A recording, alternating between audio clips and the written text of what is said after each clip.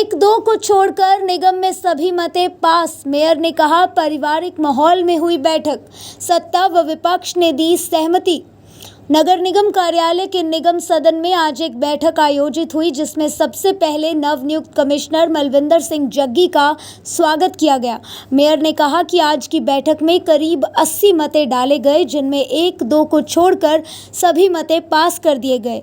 Mayor Rintu का दावा था कि शहर की बेहतरी के लिए एक प्लेटफॉर्म पर बैठकर सत्ता व विपक्ष दोनों नेताओं ने पारिवारिक माहौल में सभी मते पास किए।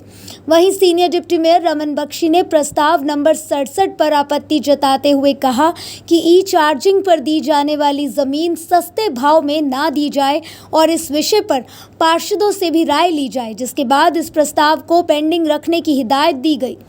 पार्षद सुरेंद्र चौधरी ने अपने इलाके में पड़ रही गैस पाइपों को लेकर आ रही समस्या के बारे में हाउस में सवाल रखा। पार्षद प्रमोद बबला ने भी अपनी वार्ड में स्ट्रीट लाइट की आ रही परेशानी के बारे में बताया। पार्षद जतेंद्र सोनिया ने मृतक सफाई सेवक के परिवार का मुद्दा उठाया।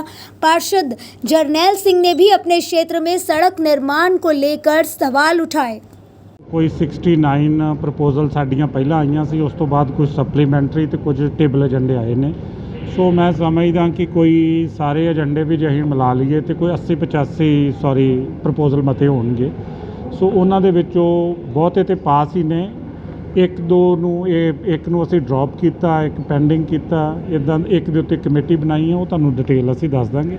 सो सानूं खुशी है कि सारे हाउस ने बहुत ही एक ਪਰਿਵਾਰਕ ਮਾਹੌਲ ਦੇ ਵਿੱਚ ਓਪੋਜੀਸ਼ਨ ਨੇ ਵੀ ਸਾਰਿਆਂ ਨੇ, ਮੈਂ ਇਸ ਗੱਲ ਦੀ ਸ਼ਲਾਘਾ ਕਰਦਾ ਕਿ ਇਸ ਸ਼ਹਿਰ ਦੇ ਸਹਿਯੋਗ ਦੇ ਵਿੱਚ ਸਾਰਿਆਂ ਨੇ ਆਪਣਾ ਯੋਗਦਾਨ ਪਾਇਆ ਔਰ ਇੱਕ ਚੰਗੇ ਵਧੀਆ ਹੈਲਥੀ ਡਿਸਕਸ਼ਨ ਹੋਈ ਹੈ। ਕੋਈ ਇਹਦੇ 'ਚ ਕੋਈ ਜਿੱਦਾਂ ਆਮ ਓਪੋਜੀਸ਼ਨ ਜਾਂ ਕੋਈ ਸਿਆਸੀ ਗੱਲਾਂ ਹੁੰਦੀਆਂ ਉਹ ਨਹੀਂ ਹੋਈਆਂ, ਇੱਕ ਪਰਿਵਾਰਕ ਗੱਲਾਂ ਹੋਈਆਂ ਔਰ ਸ਼ਹਿਰ ਦੀ ਬਿਹਤਰੀ ਨੂੰ ਲੈ ਕੇ, ਸ਼ਹਿਰ ਨੂੰ ਅੱਗੇ ਲਿਜਾਣ ਲਈ, ਸ਼ਹਿਰ ਦੀ ਡਿਵੈਲਪਮੈਂਟ ਵਾਸਤੇ ਅਸੀਂ ਸਾਰਿਆਂ ਨੇ ਇੱਕ ਪਲੇਟਫਾਰਮ ਹੋ ਕੇ ਅੱਜ ਦੀ ਮੀਟਿੰਗ ਕੀਤੀ ਹੈ। ਸੋ ਉਸ ਗੱਲ ਦੀ ਮੈਨੂੰ ਖੁਸ਼ੀ ਹੈ ਕਿ ਜਿੱਥੇ ਸਾਡੇ ਸਾਰੇ ਚੁਣੇ ਹੋਏ ਨੁਮਾਇੰਦੇ, ਸਾਰੇ ਕੌਂਸਲਰ, ਸਾਡੇ ਪਬਲਿਕ ਰਿਪਰੈਜ਼ੈਂਟੇਟਿਵ, ਸਾਡੇ ਆਫਿਸਰ, ਸਾਡੇ ਕਰਮਚਾਰੀ ਬਹੁਤ ਸ਼ਰਧਾ ਨਾਲ, ਲਗਨ ਨਾਲ ਇਸ ਗੁਰੂ ਨਗਰੀ ਨੂੰ ਇੱਕ ਆਪਣਾ ਪਰਿਵਾਰ ਸਮਝ ਕੇ ਸਾਰੇ ਯੋਗਦਾਨ ਪਾ ਰਹੇ ਨੇ।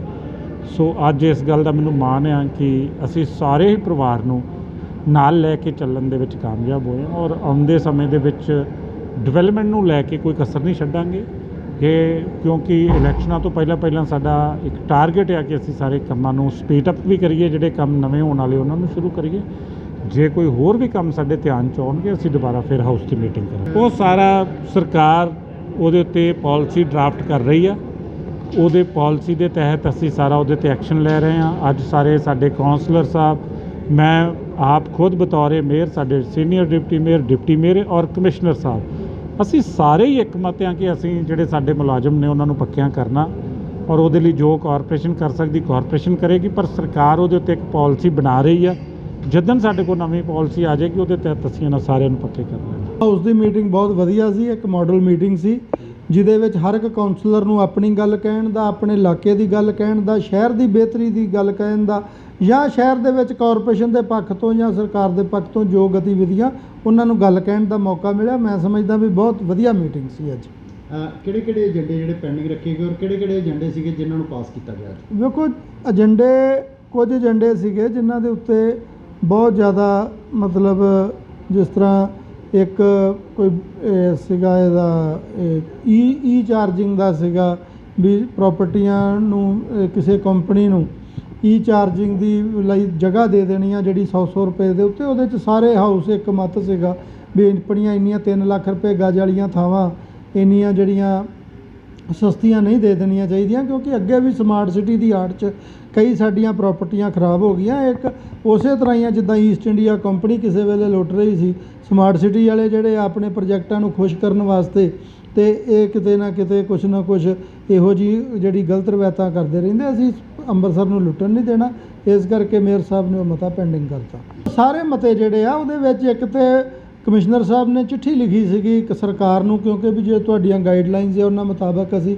ਸੀਵਰਮੈਨ ਪੱਕੇ ਕਰਨੇ ਆ। ਉਹਦੇ ਵਿੱਚ ਜਿਹੜੀ ਚਿੱਠੀ ਸੀ ਉਹਦੇ ਵਿੱਚ ਕੁਝ ਐਡੀਸ਼ਨ ਕਰਾਉਣ ਦੀ ਲੋੜ ਸੀ। ਉਹ ਸਾਡੇ ਡਿਪਟੀ ਮੇਅਰ ਸਾਹਿਬ ਯੂਨਸ ਜੀ ਦਾ ਮੁੱਦਾ ਸੀਗਾ, ਉਹਦੇ ਵਿੱਚ ਉਹ ਬੋਲੇ ਆ ਤੇ ਉਹਦੇ ਵਿੱਚ ਉਹ ਅਮੈਂਡਮੈਂਟ ਹੋ ਕੇ ਜਾਏਗਾ ਵੀ ਭਾਵ ਕਹਿਣ ਦਾ ਜਿਹੜੇ 2016 ਤੋਂ ਬਾਅਦ ਸੀਵਰਮੈਨ ਆ ਉਹ ਵੀ ਪੱਕੇ ਹੋਣਗੇ ਉਹਦੇ ਨਾਲ ਜਿਹੜੇ ਗਲਿਆਰੇ ਦੇ ਵਿੱਚੋਂ ਆਏ ਆ ਉਹਨਾਂ ਦਾ ਵੀ ਏਜੰਡਾ ਪਾ ਦਿੱਤਾ ਗਿਆ ਪੱਕੇ ਕਰਨ ਦਾ। ਉਹਦੇ ਨਾਲ ਸਟਰੀਟ ਲਾਈਟ ਵਾਲੇ ਜਿਹੜੇ ਮੁਲਾਜ਼ਮ ਆ ਜਿਹੜਾ ਇਹ ਏਜੰਡਾ ਸੀ ਵੀ ਇਹਨਾਂ ਨੂੰ ਡੀਸੀ ਰੇਟ ਤੇ ਕੀਤਾ ਜਾਵੇ, ਉਹਨਾਂ ਨੂੰ ਨਾਲ ਰੈਗੂਲਰ ਕਰਨ ਦਾ ਏਜੰਡਾ ਵੀ ਪਾ ਦਿੱਤਾ। ਉਹਦੇ ਨਾਲ ਡੋਂਕੀ ਬੈਚ ਵਾਲੇ ਜਿਹੜੇ ਮੁਲਾਜ਼ਮ ਆ ਉਹਨਾਂ ਦੀ ਤਨਖਾਹ ਦਾ ਸੀਗਾ ਉਹਦੇ ਤੇ ਵੀ ਵਿਚਾਰ ਹੋਇਆ। ਮੈਂ ਸਮਝਦਾ ਆ ਵੀ ਅੱਜ ਦੀ ਮੀਟਿੰਗ ਜਿਹੜੀ ਬਹੁਤ ਵਧੀਆ ਮੀਟਿੰਗ ਸੀਗੀ। ਜ਼ਿਕਰ ਗੱਲ ਵੇਖੋ ਇੱਕ ਤੇ ਬੜੀ ਵੱਡੀ ਗੱਲ ਸੀ ਵੀ ਸਾਡੇ ਜਿਹੜੇ ਕਮਿਸ਼ਨਰ ਸਾਹਿਬ ਆ ਬਹੁਤ ਕਾਬਲ ਕਮਿਸ਼ਨਰ ਆ, ਬਹੁਤ ਐਕਸਪੀਰੀਅੰਸਡ ਕਮਿਸ਼ਨਰ ਆ, ਉਹ ਸੀਗੇ ਸਾਡੇ ਅੱਜ ਹਾਊਸ ਦੇ ਵਿੱਚ। ਉਹ ਇਸ ਕਰਕੇ ਸਾਰਿਆਂ ਨੇ ਇੱਕ ਪੋਜ਼ਿਟਿਵ ਮੀਟਿੰਗ ਕੀਤੀ ਆ। ਹਰ ਇੱਕ ਨੇ ਸ਼ਹਿਰ ਦੀ ਬਿਹਤਰੀ ਲਈ ਸ਼ਹਿਰ 'ਚ ਜੋ ਮੁਸ਼ਕਲਾਂ ਆ ਰਹੀਆਂ ਉਹਨਾਂ ਦੀ ਡਿਸਕਸ਼ਨ ਕੀਤੀ ਆ। ਉਹਦੇ 'ਚ ਕੋਈ ਵੀ ਰਾਜਨੀਤੀ ਇਸ ਮੀਟਿੰਗ ਦੇ ਵਿੱਚ ਨਹੀਂ ਹੋਈ। ਪਾਸ ਕੀਤੀ ਅੱਜ ਹਾਊਸ ਦੀ ਮੀਟਿੰਗ ਦੇ ਵਿੱਚ ਲਗਭਗ 80 ਦੇ ਕਰੀਬ ਏਜੰਡੇ ਸੀਗੇ। 2-4 ਏਜੰਡਿਆਂ ਨੂੰ ਛੱਡ ਕੇ ਬਾਕੀ ਤਕਰੀਬਨ ਸਾਰੇ ਪਾਸ ਹੋ ਗਏ ਹੈ ਐਂਡ ਜੋ ਉਸਦੀ ਰਿਲੇਟਿਡ ਕਾਰਵਾਈ ਹੈ ਉਹ ਅਸੀਂ ਜਲਦੀ ਤੋਂ ਜਲਦੀ ਇਸ ਨੂੰ ਅਮਲ 'ਚ ਲਿਆਵਾਂਗੇ। ਦੇਖੋ ਇਸ ਤਰ੍ਹਾਂ ਹੈ ਕਿ ਕੱਚੇ ਮੁਲਾਜ਼ਮਾਂ ਨੂੰ ਪੱਕੇ ਕਰਨ ਦੇ ਵਾਸਤੇ ਗਵਰਨਮੈਂਟ ਦੇ ਪੱਧਰ ਤੇ ਐਕਟ ਬਣ ਰਿਹਾ ਹੈ। ਅਸੀਂ ਤੇ ਮਤਾ ਇਹ ਪਾਇਆ ਹੈਗਾ ਕਿ ਜਿਹੜੇ ਉਹਨਾਂ ਨੇ ਕਿਹਾ ਸੀਗਾ ਕਿ ਕੋਈ ਖਾਲੀ ਵੈਕੈਂਸੀ ਸਫਾਈ ਕਰਮਚਾਰੀਆਂ ਦੀਆਂ ਹੈਗੀਆਂ ਉਹਨਾਂ ਦੀ ਵੀ ਭਰਤੀ ਕਰ ਲਈ ਜਾਏ, ਤੇ ਅਸੀਂ ਉਹ ਭਰਤੀ ਦੇ ਵਾਸਤੇ ਵੀ ਮਤਾ ਪਾ ਲਿਆ ਹੈਗਾ। ਜੋ ਵੀ ਸਰਕਾਰ ਦਾ ਪ੍ਰੋਸੀਜਰ ਹੋਏਗਾ ਉਸ ਹਿਸਾਬ ਦੇ ਨਾਲ ਉਹਨਾਂ ਨੂੰ ਰੱਖਿਆ ਜਾਏਗਾ, ਤੇ ਜਿਹੜੇ ਆਲਰੇਡੀ ਕੰਮ ਕਰ ਰਹੇ ਹਨ ਉਹਨਾਂ ਨੂੰ ਪੱਕੇ ਕਰਨ ਵਾਸਤੇ ਜਿਹੜੀ ਗਵਰਨਮੈਂਟ ਦੇ ਵੱਲੋਂ ਪਾਲਿਸੀ ਬਣਾਈ ਜਾਏਗੀ ਉਸ ਪਾਲਿਸੀ ਦੇ ਸਾਹਮਣੇ ਅਸੀਂ ਜ਼ਰੂਰ ਕਰਾਂਗੇ। ਲੇਕਿਨ ਜਿਹੜਾ ਆਲਰੇਡੀ ਇੱਕ ਪਹਿਲਾ ਮਤਾ ਪਿਆ ਸੀਗਾ 2016 ਦੇ ਵਿੱਚ, ਉਸ ਨੂੰ ਵੀ ਅਗਰ ਰਿਵਾਈਵ ਹੋ ਜਾਂਦਾ ਹੈ ਤੇ ਉਹ ਵੀ ਅਸੀਂ ਨਾਲ ਹੀ ਰੈਫਰੈਂਸ ਗਵਰਨਮੈਂਟ ਨੂੰ ਭੇਜਿਆ ਹੈਗਾ। ਦੇਖੋ ਕੁਛ ਤਾਂ ਏਜੰਡੇ ਜਿਹੜੇ ਪਹਿਲਾਂ ਸੀਗੇ ਜਿਹੜੇ ਮੀਟਿੰਗ ਤੋਂ ਪਹਿਲਾਂ ਜਿਹੜੇ ਸੀਗੇ ਆ ਗਏ ਸੀ। ਕੁਛ ਟੇਬਲ ਏਜੰਡੇ ਸੀਗੇ ਜਿਹੜੇ ਟੇਬਲ ਏਜੰਡਾ ਜਿਹੜਾ 129 ਜਿਹੜੇ ਨੇ ਜਿਹੜੇ ਕੱਚੇ ਬਿਜਲੀ ਮੁਲਾਜ਼ਮ ਨੇ ਜਿਹੜਾ ਮੁਹੱਲਾ ਸੁਧਾਰ ਕਮੇਟੀਆਂ ਦੇ ਵਿੱਚ ਸੀਗੇ ਉਹਨਾਂ ਨੂੰ ਵੀ ਪੱਕਿਆ ਕਰਨ ਲਈ ਜਿਹੜਾ ਹੈਗਾ ਟੇਬਲ ਏਜੰਡਾ ਪਾਇਆ ਗਿਆ ਔਰ ਉਹ ਹਾਊਸ ਨੇ ਸਰਬਸੰਮਤੀ ਨਾਲ ਉਹਨਾਂ ਦਾ ਵੀ ਪਾਸ ਕੀਤਾ ਔਰ ਇਹਦੇ ਵਿੱਚ ਜਿਹੜੇ ਡਿਵੈਲਪਮੈਂਟ ਦੇ ਕਾਫੀ ਜਿਹੜੇ ਕੰਮ ਜਿਹੜੇ ਨੇ ਉਹ ਪਾਏ ਗਏ ਸਨ ਜਿਹੜੇ ਸਰਬਸੰਮਤੀ ਨਾਲ ਸਾਰਿਆਂ ਨੇ ਪਾਸ ਕਰ ਦਿੱਤੇ ਨੇ। ਜਿਹੜੀ ਕਾਰਪੋਰੇਸ਼ਨ ਜਦੋਂ ਦੀ ਵੀ ਸਾਡੇ ਕੈਪਟਨ ਸਰਕਾਰ ਦੀ ਗਵਰਨਮੈਂਟ ਦੇ ਵਿੱਚ ਇਹ ਕਾਰਪੋਰੇਸ਼ਨ ਵੀ ਬਣੀ ਹੈ ਔਰ ਮੇਅਰ ਸਾਹਿਬ ਕਰਮਜੀਤ ਰਿੰਟੂ ਜੀ ਦੀ ਅਗਵਾਈ ਦੇ ਹੇਠ ਬਹੁਤ ਸਾਰੇ ਅੰਮ੍ਰਿਤਸਰ ਸ਼ਹਿਰ ਦੇ ਵਿੱਚ ਡਿਵੈਲਪਮੈਂਟ ਦੇ ਕੰਮ ਨਜ਼ਰ ਆਉਂਦੇ ਨੇ। ਅੱਜ ਕਿਤੇ ਕੋਈ ਰੁਕਾਵਟ ਨਹੀਂ ਔਰ ਜਿਹੜੇ ਵੀ ਅੱਗੋਂ ਵੀ ਜ਼ਰੂਰਤ ਪੈਂਦੀ ਹੈ, ਅੱਜ ਜਿਵੇਂ ਹਾਊਸ ਦੀ ਮੀਟਿੰਗ ਸੀ ਅਸੀਂ ਕੰਮ ਪਾਏ ਸੀਗੇ ਉਹ ਵੀ ਸਾਰੇ ਪਾਸ ਕੀਤੇ ਗਏ ਨੇ ਔਰ ਸ਼ਹਿਰ ਦੇ ਵਿੱਚ ਕਿਸੇ ਤਰ੍ਹਾਂ ਦੀ ਕੋਈ ਕਮੀ ਨਹੀਂ ਰਹਿਣ ਦਿੱਤੀ ਜਾਏਗੀ ਡਿਵੈਲਪਮੈਂਟ ਦੇ ਕੰਮਾਂ ਦੇ ਵਿੱਚ। ਉੱਥੇ ਜਿਹੜੇ ਸੀਵਰ ਦੇ ਪਿਛਲੇ ਕੱਚੇ ਮੁਲਾਜ਼ਮ ਸਨ ਮੁਹੱਲਾ ਸੁਧਾਰ ਕਮੇਟੀਆਂ ਦੇ ਉਹਨਾਂ ਨੂੰ ਵੀ ਪੱਕਿਆਂ ਕਰਨ ਲਈ ਜਿਹੜਾ ਰੈਗੂਲਰ ਕਰਨ ਲਈ ਜਿਹੜਾ ਕਿ ਮਤਾ ਪਾਇਆ ਗਿਆ ਔਰ ਜਿਹੜੇ ਬਿਜਲੀ ਦੇ ਕੱਚੇ ਮੁਲਾਜ਼ਮ ਮੁਹੱਲਾ ਸੁਧਾਰ ਕਮੇਟੀਆਂ ਉਹਨਾਂ ਨੂੰ ਵੀ ਪੱਕਿਆਂ ਕਰਨ ਲਈ ਅੱਜ ਜਿਹੜਾ ਮਤਾ ਪਾਇਆ ਗਿਆ। ਇੱਥੋਂ ਹਾਊਸ ਨੇ ਮਤਾ ਪਾਸ ਕਰ ਦਿੱਤਾ। ਹੁਣ ਅੱਗੋਂ ਲੋਕਲ ਬੋਡੀ ਸਰਕਾਰ ਜਿਹੜੀ ਉਹ ਦੇਖਦੀ ਹੈ ਕੀ ਕਰਦੀ ਹੈ ਜੀ। ਮੈਂ ਆਪੋਜ਼ਿਟ ਤਾਂ ਹੈ ਹੀ ਕੋਈ ਨਹੀਂ ਜੀ।